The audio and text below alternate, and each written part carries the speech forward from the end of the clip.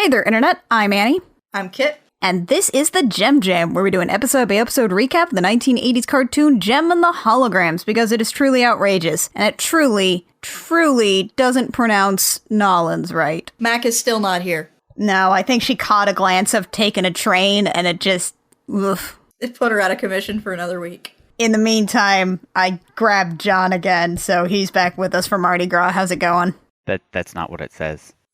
This is Jean Lecrates. There you go. It's my Nolans name. I'm gonna try really hard to call it Nolans, because New Orleans sounds really awful to me. Please forgive me, I was born in southern Indiana, which is not actually the South. Annie, does this make you a Yankee, or how does that work? Yes, it does. That is exactly how that works. You know you were born in Indiana too, right? I got roots. Just because your father's from Alabama. Anyway, this is Season 2, Episode 19, aka Episode 45, simply titled Mardi Gras. This is actually a little topical because Louisiana, and especially the New Orleans area, is under some of the worst flooding that they have seen in a long time right now. So if you enjoy this, I know this will come out, a little later than a lot of the current news stuff because of how we record these things, but the Red Cross can always use some more donation and relief efforts for that. So, do some research on some reputable places to donate and give what you can. That would be super. Yeah, it's pretty bad. Worse since Katrina, from what I understand.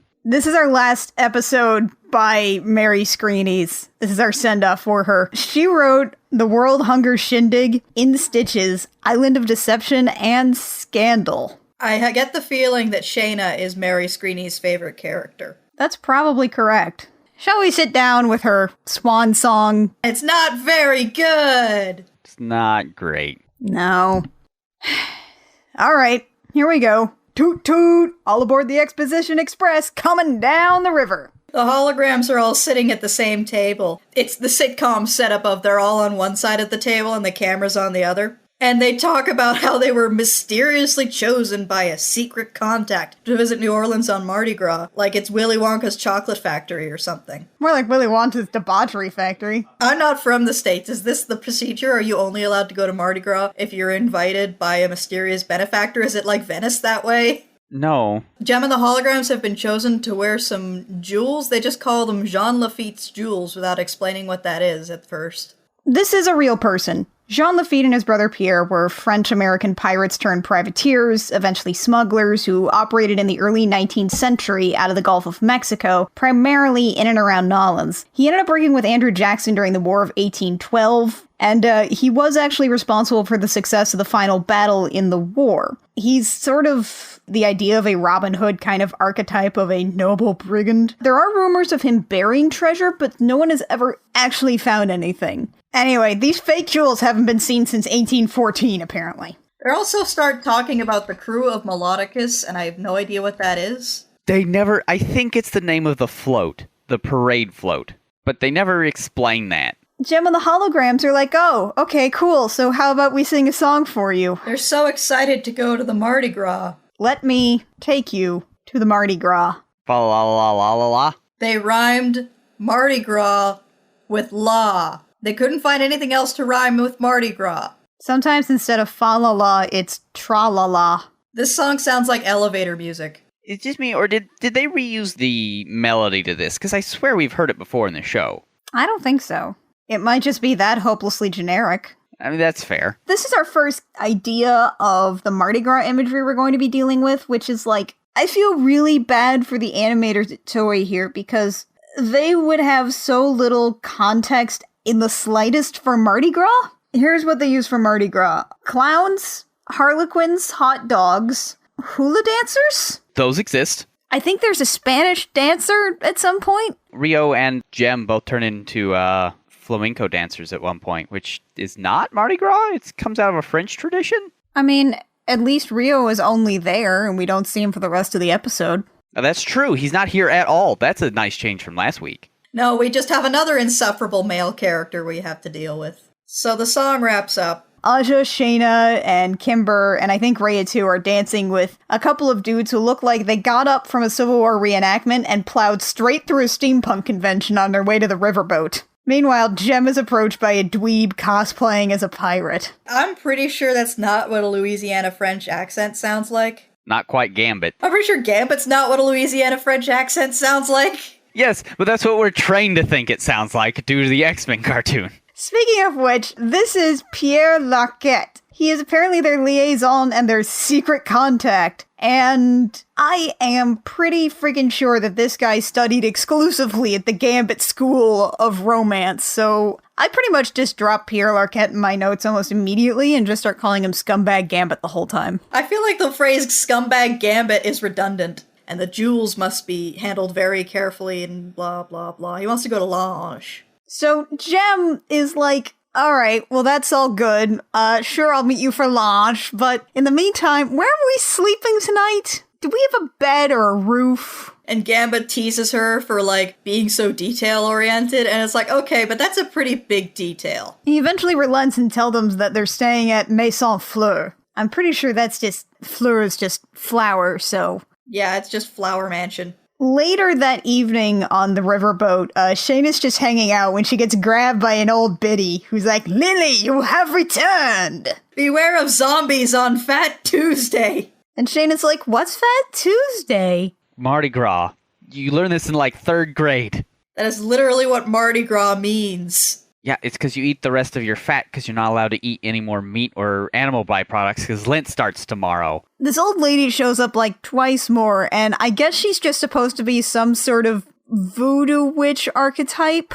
But she just sort of wanders off afterwards after calling her Lily, and in walks Gambit, who's like, don't be frightened, Cher. Why don't you let me kiss you? Let me touch you. He starts putting the moves on her, and she's like, I have a boyfriend. I got this heart locket just for this episode, gosh darn it, and I'm gonna show it off. It holds a photo, a really bad photo, of Anthony Julian. 3/4, no facial expression. Dating Anthony Julian, here's a little picture. We have the most stable relationship in the show. So much so that I almost never have to talk about him. We have so little relationship drama that we haven't seen him in 20 episodes. They catch up on the phone. And after that very clear and firm no thank you, he's like, well, why don't I just try harder? Finally, the riverboat arrives in Nolans. Shayna bids Scumbag Gambit adieu, and they go off on what Kimber identifies as a hansom cab. I'm pretty sure that's not what a hansom cab looks like. Yeah, this is like a horse and buggy. In comes a voice actor who was probably asked to do Louisiana Southern, and the best he could get was guy from upstate New York who once watched an episode of the Beverly Hillbillies. Ladies, I'll be taking you to Maison Fleur, but first, how about a little scenic detour of Bourbon Street? They just like pre-Googled Louisiana and Nolans and just like, let's see what things I could mention. As they're going down Bourbon Street, the camera pans over to, like, I'm not sure if it's a hotel or a bar or what's going on there, but they've got a sign up that says, now appearing, the Zomboys 'S. This is apparently a band called the Zomboys, I guess. There's like 5 of them, maybe. We see one, then another, and then later on in the episode, like 6 more show up out of nowhere. I'd like to think these guys are like the Limp Lizards misfits. The Zomboys and the Limp Lizards just like have adventures together. The misfits are on the balcony of this bar, I guess, watching the cab go by, and they say, oh, Jem and the Holograms are here. They start talking about them doing the publicity event of the century. How many publicity events of the century have we had in the past 5 episodes? Too many. So Pizzazz decides that she's gonna be the one wearing those jewels and motions over a Rob Zombie fanboy? His name is Neko, which is not spelled like the cat. Neon. I'm doing the paw hands. I can hear it. He spends this whole episode being like, oh, Pizzazz, command me. Yeah, tell me what to do, mistress. Command me, mistress, command me. I did not consent to being part of this scene, thank you. And then we get to the Flower Mansion. Maison Fleur. Yeah, luckily we don't see that guy again. Yeah, he's gone. Bye forever. And the lights are all off. Is nobody home? And they're like, oh, they probably just blew a fuse again. So that's a good sign. This is where we're sleeping tonight. So they're greeted by a butler named Maurice, who looks at Shane and he's like, you! And then from inside the mansion comes the voice of what is definitely the Countess de Voussaint, who we haven't seen since season 1. What happened to her?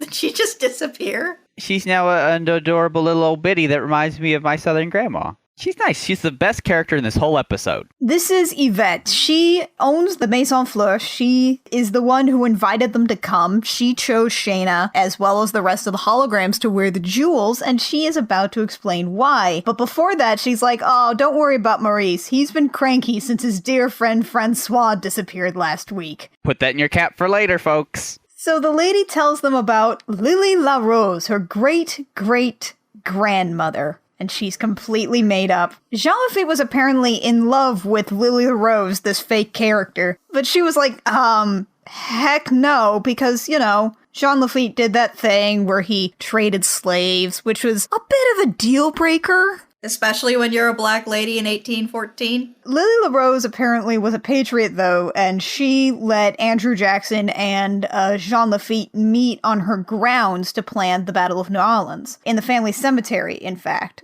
Yvette just kind of leaves that lying after they came in the middle of the night up from the cemetery and then just moves on without finishing that part of the story, which seems like you're kind of cutting out the important part. This is a children's show. Right. So instead, we're going to gloss over the fact that she was like, no, I'm not going to be in love with you because you trade slaves and I'm a black woman in 19th century America. This is a problem. Instead, he just threw jewelry at her and said, promise to keep these until I return, but he never returned. Probably because, historically speaking, he reportedly got married, and also, the rumor has it that he rescued Napoleon from exile, and they both died in Louisiana. I hope that's true. That just sounds like fun. I want that buddy road trip movie. So it turns out Shayna is the spitting image of Lily LaRose, right down to the improbably purple hair. And apparently Jean Lafitte was so bad at being told no that even in the afterlife he continues to creep around Lily's house and guard her stuff. Also, he had a monkey. A minky.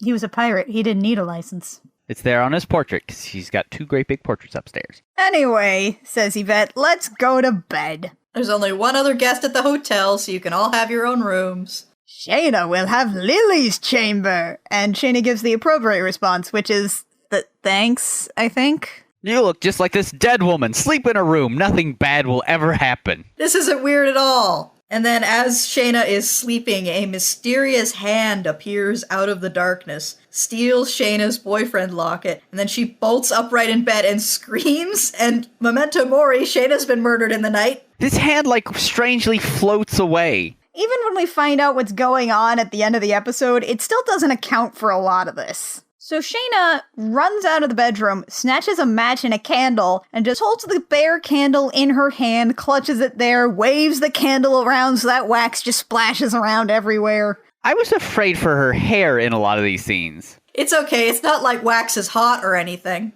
She runs around just trying to figure out where everybody is because she's scared, and then heads downstairs and runs into scumbag Gambit, who's just skulking around in the shadows, like a regular non-creepy dude does. Yeah, and he's like, oh, I'm sure everyone's okay. Your locket will turn up. You're so beautiful. Read the room, dude! He read the game front and back 3 times. This works. He knows it. He's gonna keep using it till it does. And the kitchen door opens and the holograms emerge with Yvette because I guess they all had a nice cup of chamomile tea. The sleepiest of teas, yes. And Yvette greets Gambit. Apparently he just let himself in from the terrace because nobody answered the door, like a regular non-creepy dude does. He doesn't even let doors say no. Pierre's the worst. Shayna's like, something was in my room. It stole my locket. And Gambit immediately starts gaslighting her. Like, you must have been dreaming. It's fine. And Shayna's like, don't patronize me. Don't call me Cher. And Pierre's like, what a woman. Oh, God, I hate this guy.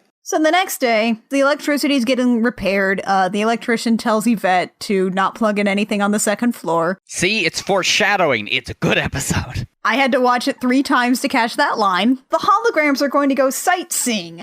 And as they leave, the artist apparently forgot to color in Rhea, so for the entire shot as the holograms leave, she's clear from the neck down aside from her outline. Look, there's a lot of moving parts in a cartoon. It's hard to keep track of all of them. Meanwhile, they arrive at a location and JEM gets off for lunch. Lunch! And she's like, hey, Shayna, do you want to come with? And Shayna's like, no! And would you please stop encouraging that guy? And then JEM spends the entire lunch encouraging Pierre. She's like, oh, Pierre, you're such a charmer. Oh, Pierre, you're so sexually aggressive. Oh, Pierre, she already clearly and firmly said no and that she's seeing somebody. It's so cute how you pursue her without her encouragement or consent. At one point, Pierre's like, oh, Shayna's still angry. She must like me. Screw you, Pierre. And Jem's like, tee-hee, Pierre, it's so cute how you're harassing my friend. Ugh, Jem, you are not helping. Stop enabling this, Jem. Does he actually add anything in this scene? Do we get any new information? He does say that there are gowns, they're going to be delivered to Maison Fleur, that the jewels will come with a vet to the parade, and hopefully they'll be safe. And then we find out that a zomboy is just watching them eat lunch in the middle of this, like, business casual cafe, and he doesn't stick out at all. So meanwhile, the rest of the holograms are still on the trolley. For now.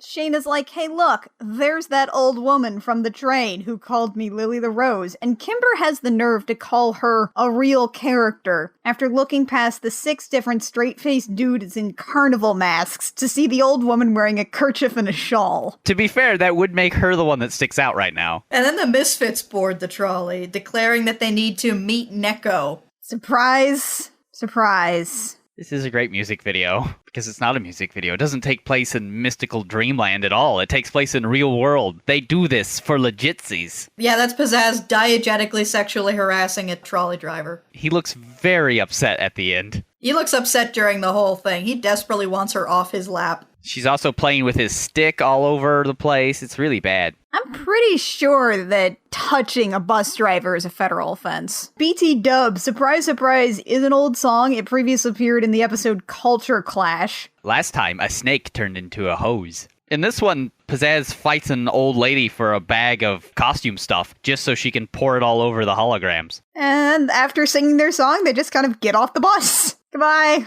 Thanks for adding to the tension. And Pizzazz goes up to meet with Neko and like one other zomboy and tells them to just get rid of Jem and the holograms, ensuring that there will be an attempted murder. Mama Lou also shows up again, the old lady that may be some kind of voodoo witch. She just butts into the frame and be like, beware, the ghost of Jean Lafitte will protect what is his, and then leaves. And then the other zomboy who's not Neko is like, that's Mama Lou, she knows stuff, she's got a bad rep. And he gets like slapped across the face by Neko and told to, quote, be a zomboy. And then Neko immediately turns to Pizzazz and is like, what shall I do for you, my mistress? It's like, yeah, man up, be a simpering supplicant. I have no idea what's going on with this guy psychosexually, but I don't like it. He's very odd. He's a very odd person. So Jem, I guess, split a cab with Scumbag Gambit to get back to Maison Fleur. And he's like, hey, Shayna should dance with me, right? And Jem's like, ha, why don't you further harass my friend who's clearly shut you down several times? Hee hee hee.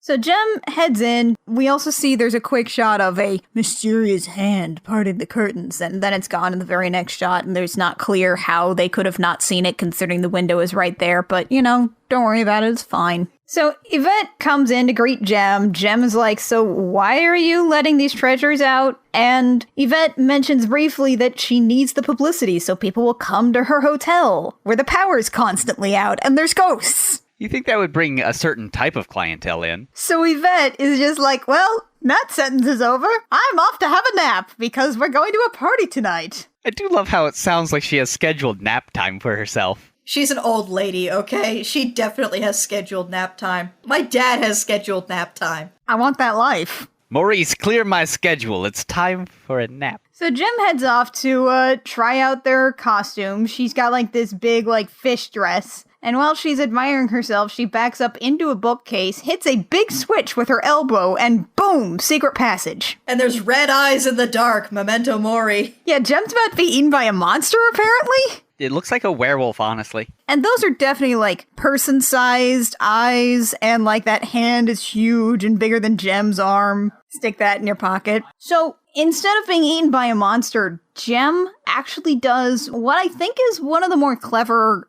uses of the earrings and hologram tech. She just asks Synergy to help her create a glittery pink flashlight. She takes off an earring, and there's just a big beam of light projected from the earring, illuminating the room. And while she shines the light around, something screams and runs off, and Jem is just like, oh, okay, whatever, and then just starts wandering around. That seems perfectly normal. I hope this leads outside. Later on, the rest of the holograms come back to the hotel. They're trying on their costumes. Everybody's got a mask except for Shayna. Because she has to look like Lily LaRose. I guess. She's got this cool dragonfly in her hair, though. Yeah, I do like these costumes. They're weird, but in a fun way. Kimber's got this really great, moth dress that I love. Kimber inquires after Jem and Yvette, and Maurice is like, well, Yvette left an hour ago. Jem was probably with her. Also, your limousine is here. And Maurice is a jerk because he saw that car pull up and he knows very well that it's not a limousine. No, that's a hearse. Driven by a zombie. So yeah, the holograms climb into a hearse, driven by a zombie. They don't think this is weird. Shayna has a little flashback to beware of zombies on Fat Tuesday, and it's like, whatever, this is fine. And remember, they're not in costume. Yeah, they're like, wow, you're really committed to this bit. Nice costume. And the zombie's like, I'm not wearing a costume. You are, dude. You are. You don't actually look like that, dude. Meanwhile, Jem is still wandering around the walls of the hotel, and it turns out that the painting of Jean Lafitte has eye holes that she can look out of. And when she does so, she sees Gambit and Maurice talking about how they don't think the girls suspect a thing, and that the jewels will not escape us. And Jem immediately goes, oh, they must be jewel thieves! Which is a pretty logical conclusion. I mean, for all the stuff that happens to Jem on a regular basis, jewel thieves are not too out of the ordinary. I mean, she already dealt with jewel thieves back in Culture Clash. I have to get to the diamonds before the police. They were in robots. So it turns out the hearse isn't going to Canal Street like they thought. The zombie rolls into a cemetery and parks, and he's like, you'll sit here and be quiet. And then the holograms are like, yeah, sure, we'll sit here and be quiet, and then immediately break out of the car. Like, the guy didn't even lock the doors. They're not the best mooks in JEM and the holograms we've seen. Zipper was more efficient. He burnt down a house and put somebody in a volcano. The zomboys can't put on the child safety lock in their hearse. Now that I'm thinking about it, I'm delighted by the idea of a hearse that would have child safety locks on the back door, where the coffin goes. While they're trying to escape, they take a right into the cemetery, and there's just, I guess, 4 zomboys hanging out behind 4 specific coffins, just waiting for them. You're not going to leave. Kimber shrieks. She is bought into this entirely. Look, if someone jumps out at me from behind a coffin in a graveyard, I don't care whether they're really a zombie or just some dude in a costume. Fair enough. Back at the parade, Yvette's in a very cute dress, and the holograms are nowhere to be found. The king of town is there, too. This is a real thing. There is a king of Mardi Gras, so I mean, that one's fair. What's not fair is that Pizzazz and the Misfits are somehow walking across the crowd's faces. How did they even get up there? That's great. I love it. So they just sort of climb onto the stage and they're like, JEM and the holograms never make a commitment, but we're here. We'll wear the jewels. And then the Burger King saunters on and he's like, yeah, just let them wear it. Get on with it. And it turns out the jewels are really tacky costume jewelry. They're the gaudiest things in the world. They're so bad. They are the worst. They are not period accurate. Do you think they sold these as toys or something? And maybe that's why? Maybe that's why they haven't been seen since 1814. No museum wants them. Meanwhile, Jem finds a secret door out to the graveyard, and when she cracks it open, she sees that the zomboys have got the holograms just kind of surrounded and sitting on some coffins. That's right, the zomboys drove the holograms around the corner and said, you're gonna sit here and be quiet. It's the exact same cemetery! They took them to the hotel's backyard. No one will find them there. It'd be the last place they would look.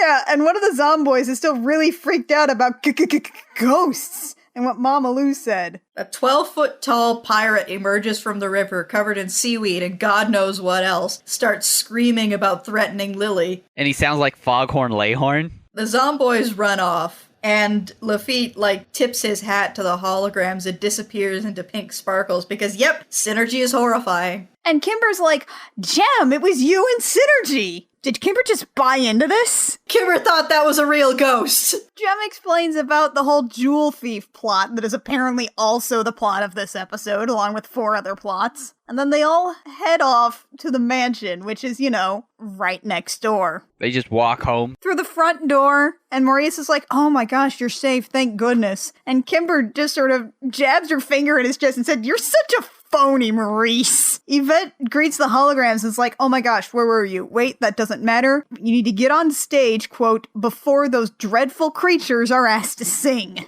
JEM hops onto stage and it's like, this is Fat Tuesday, the last night of Mardi Gras. Tonight anything might happen. Anything might be hidden behind the masks that surround you. Music video. Here's a little section of the lyrics here. The lyrics that Kimber wrote for this song. Everybody wears a mask. Isn't it bizarre? Everybody wears a mask to hide who they are. Kimber, is that the best you could do? This sounds like something I wrote in the margins of my middle grade notebook. Nobody understands me. There's a point where Jem pulls a whole bunch of masks off of a guy, and the last one is like, it's definitely a Red Hood, but it could be Player 2 Cobra Commander. Anyway, that's it. One song. That's the concert. Bye, everybody. And then the Misfits are doing a photo shoot on the second floor. It's very important that they're up on the second floor. And guess what somebody does with a floodlight? They plug it in. Hooray! Kaboom! Yeah, that just trips the whole thing. And in the chaos, in the darkness, in comes a shockingly well-animated monkey who steals the jewels. I mean, we technically don't find out it's a monkey until a second later, but that's clearly a monkey in these shots. And when the lights come back on, Jem immediately accuses Pierre of stealing the jewels, and Pierre's like, I'm not a jewel thief, I'm a detective for Melodicus. I still don't know what Melodicus is. And if Melodicus is the float, why does a float need a detective? It doesn't make any sense. And then he accuses the Misfits of kidnapping the holograms and stealing the jewels. And the Misfits are like, we didn't steal the jewels. They don't say anything about the first one. It was a ghost. They had clammy fingers. And Yvette's like, all right, no, look. Maurice, tell them who the thief is. They open the picture of Jean Lafitte. Which means that Jem could have gotten out at any time, since that painting swings open. And when we open, it turns out all of the missing jewelry is right there, including Shayna's necklace. And the monkey was just carrying it around. It turns out this is Francois, Maurice's friend who went missing a week ago. He's just been hanging out in the walls. Francois is also the last surviving ancestor of Lafitte's monkey. That's backwards. That's not what ancestor means. Or that's a really old monkey. Pizzazz, meanwhile, is ready to completely strangle a monkey, and you think that was a raunchy metaphor, but no, she wants to kill a primate. And then Yvette just, slaps her hand away. Hey, stop it! It's our monkey. I guess it was a monkey the whole time. The monkey was at Jem's eye level and reached out to her with an arm that was bigger around the Jem's waistline. Yeah, okay. It was a monkey that was gonna strangle Shayna in the middle of the night. So, in summary, nobody was going to steal the jewels. This episode has no plot. Yeah, basically. Jem's like, oh, sorry, Gambit. I thought you were a jewel thief. And he's like, Cat, whatevs, no big. Shayna!